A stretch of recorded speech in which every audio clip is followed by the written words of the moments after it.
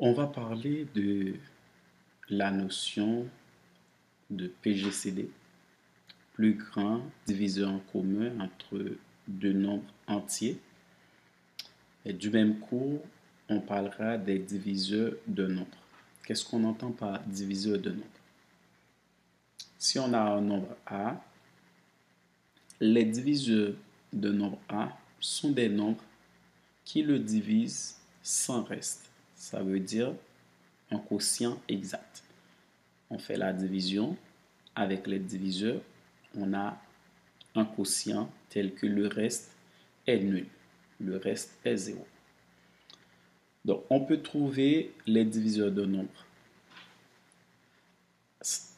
sachant qu'il faut avoir en tête les notions de critères de divisibilité. On a le nombre 1 par exemple. Je peux facilement connaître le diviseur de 1 qui est 1. Pas de problème. J'ai le nombre 2 qui a deux diviseurs, qui c'est 1, ensuite 2. Pas oublier que 2 est un nombre pair, automatiquement 2 est capable de diviser par 2. Si je prends un nombre qui c'est 3, 3 a pour diviseur 1, ensuite 3. Prenons l'exemple du nombre 6. 6 gain pour diviseur 1. Il gain pour diviseur 2 parce que c'est un nombre pair. Il gain pour diviseur 3. Et puis, il gain pour diviseur 6. En nous prenons l'autre nombre pour nous chercher le diviseur toujours. Si nous prenons 36, on est capable de déterminer le diviseur 36. Premier diviseur qu'il gagne, nous tous connaissons, c'est 1. Deuxième diviseur, c'est 2 parce que 36, c'est un nombre pair. Troisième diviseur qu'il gagne, qui c'est 3, parce que si je fais somme chiffre ça, 3 plus 6, ça me donne 9. Donc 36 capable de diviser par 3. L'autre diviseur qu'il gagne, qui c'est 4, parce que 36 capable de diviser par 4. Et nous gagnons un quotient sans reste. Notez la somme 3 plus 6, nous 9, ça veut dire encore 36 capable de diviser par 9. Donc 9 est un diviseur de 36. Donc à partir de valeur que nous avons, on va continuer à chercher des diviseurs de 36.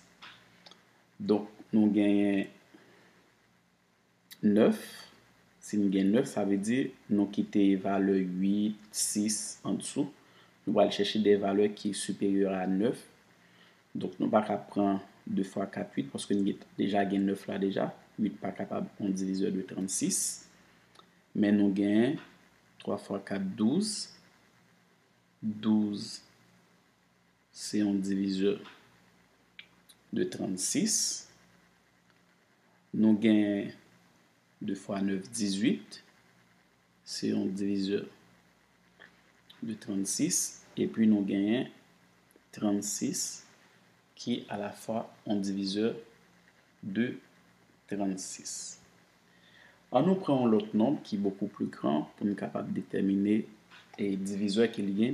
Prenons par exemple le nombre 126. 126.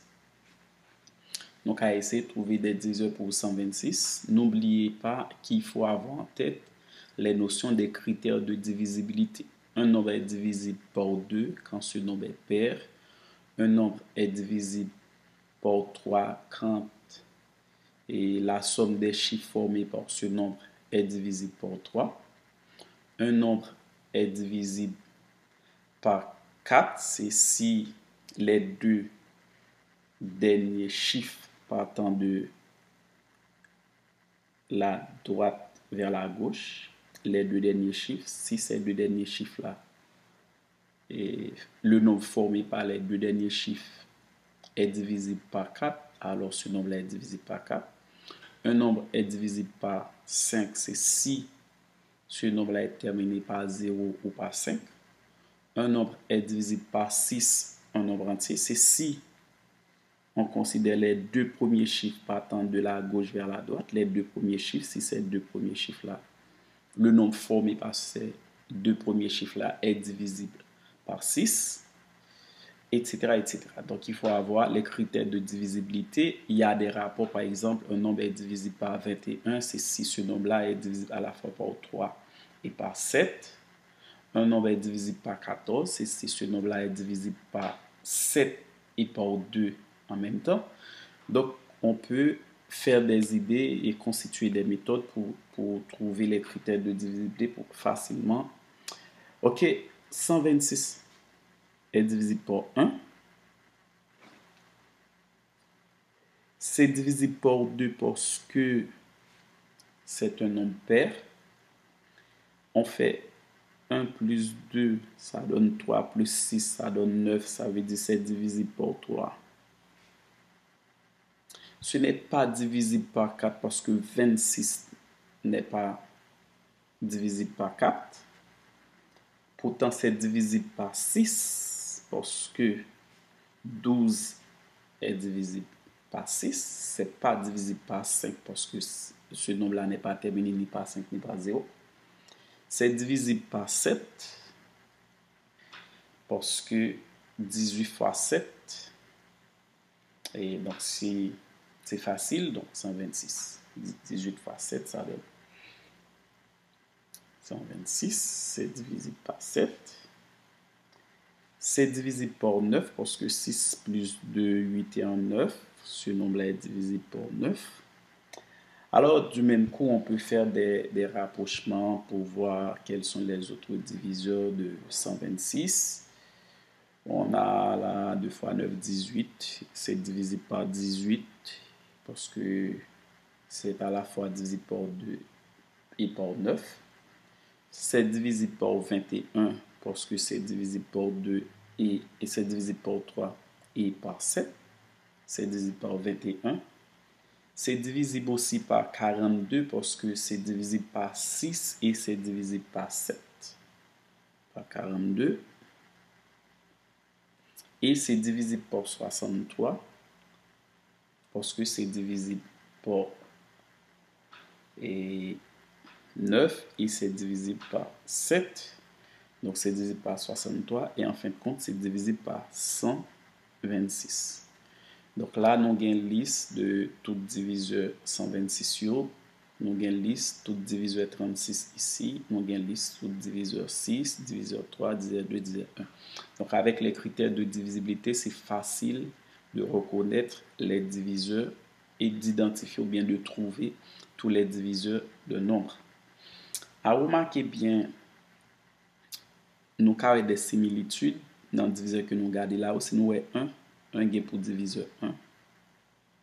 Les nous avons 2 encore le gain diviseur pour 1. Nous avons 3 gains pour diviseur 1. Nous avons 6 gains pour diviseur 1. Nous avons 36 gains pour diviseur 1. Nous avons 126 gains pour diviseur 1. Donc, en récurrence, nous sommes capables de commencer par construire des théories sur question ça. Mais ma font un petit rappel sur les nombres premiers à partir de deux nombres que nous avons là. Nous avons nombre 2 et nombre 3 qui sont deux nombres premiers parce que principalement dit deux nombres en nombre premier. C'est s'il y a exactement deux diviseurs, 1 avec propre tête patte. 2 gain 2 seulement diviseurs, c'est 1 avec tête pâle, alors son nombre premier.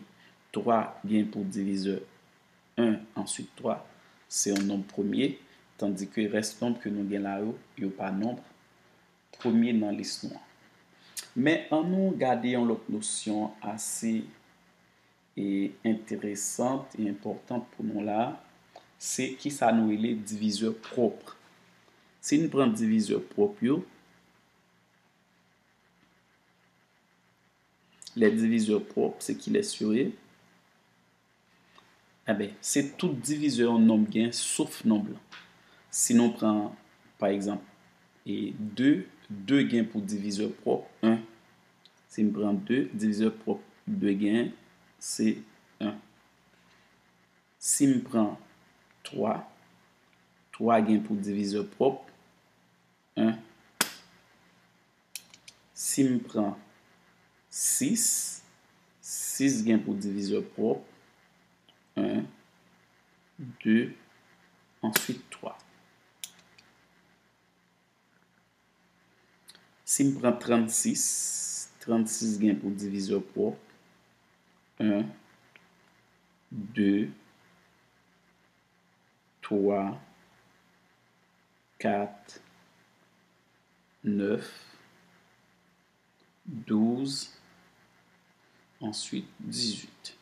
Donc, diviseur propre, c'est tout diviseur non blanc gain, sauf non blanc qui pas là-dedans.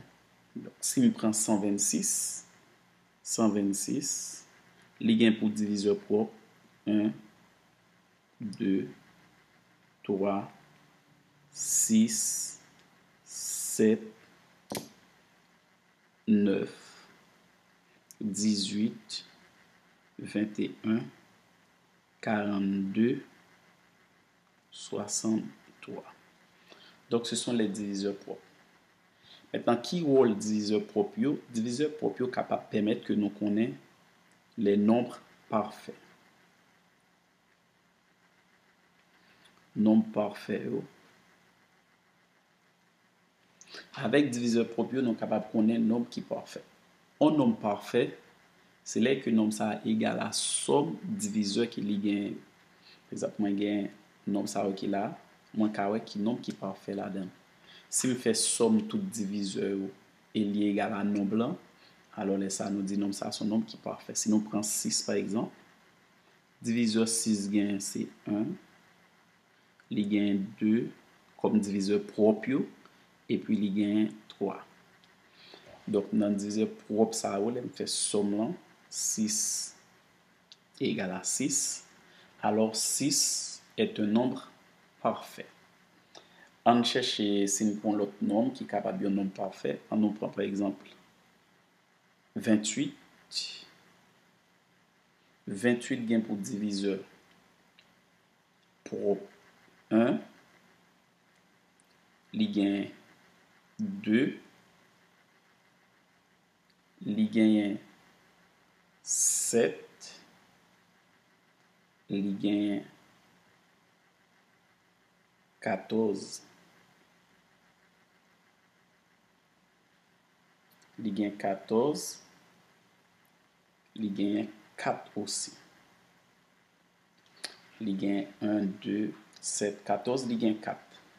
Et puis il gain 28. Mais comme c'est disait pour on va chercher maintenant. Quand on fait la somme 1 plus 2 plus 7 plus 14 plus 4, ça égale à 20, ça donne 10, 24, 28, c'est égal à 28.